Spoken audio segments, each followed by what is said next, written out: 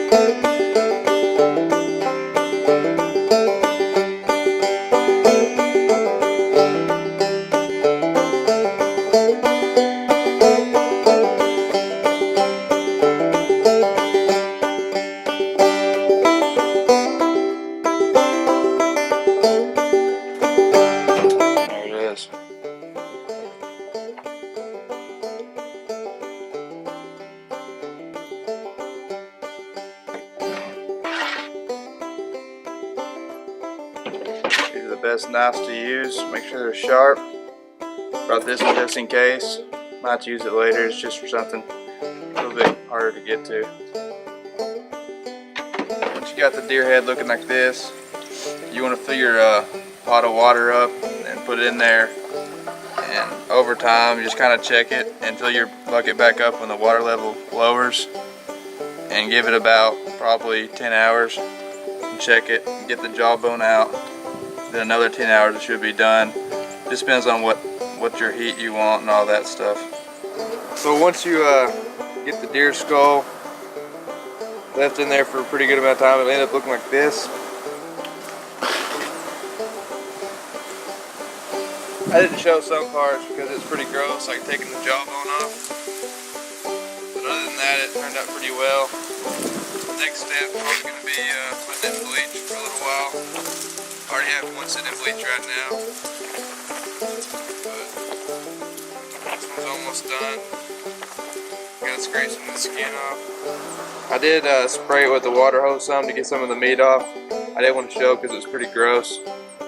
But that one hint I was going to tell you about was use a pressure washer, but mine wasn't working too well. But it didn't make a big difference. It just makes it a little bit quicker to do.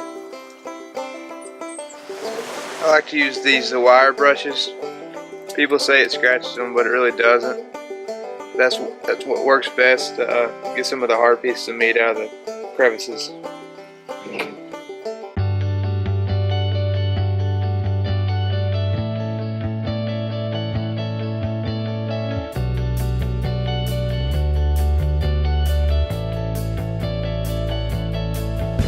Once you got most of it out, we want to tape up the horns right here so it doesn't bleach. The horns a different color.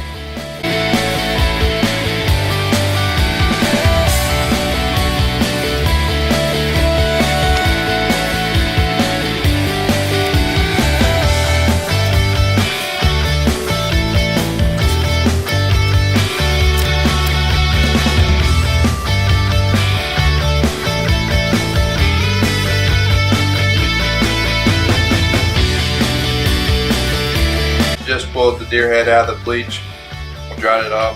It's already pretty white.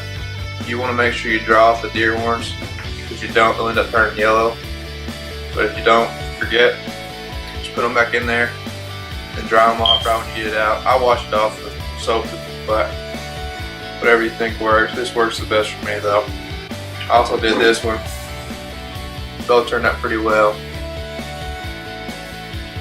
But just to fill up a 5-gallon bucket of water and put half a gallon of bleach in it.